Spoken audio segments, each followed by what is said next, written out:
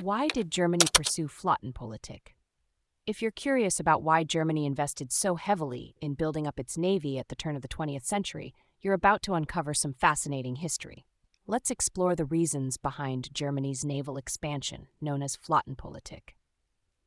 Germany's desire for a powerful navy was largely driven by the ambitions of its leader, Kaiser Wilhelm II. He had a strong passion for naval power, which was influenced by his admiration for the British Royal Navy. As a young boy, Wilhelm was impressed by the British ships and dreamed of building a similar fleet for Germany.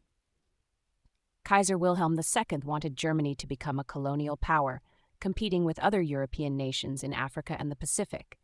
He believed a strong navy was essential for protecting German colonies and advancing the country's economic and commercial interests worldwide.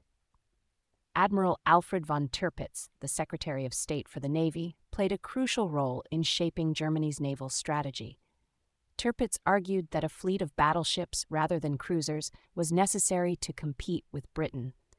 He believed that even if the German fleet was smaller, it needed to be capable of inflicting significant damage on the Royal Navy to deter British aggression.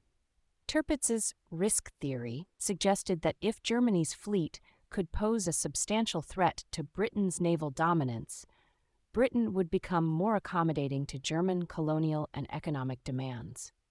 This theory was the foundation for the series of naval laws passed between 1898 and 1912. The first naval law, introduced in 1898, set the stage by authorizing the construction of a fixed number of battleships.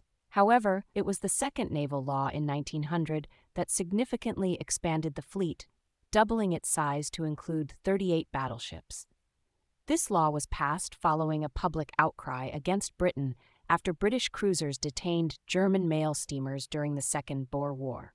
The subsequent naval laws in 1906, 1908, and 1912 continued to accelerate Germany's naval building program.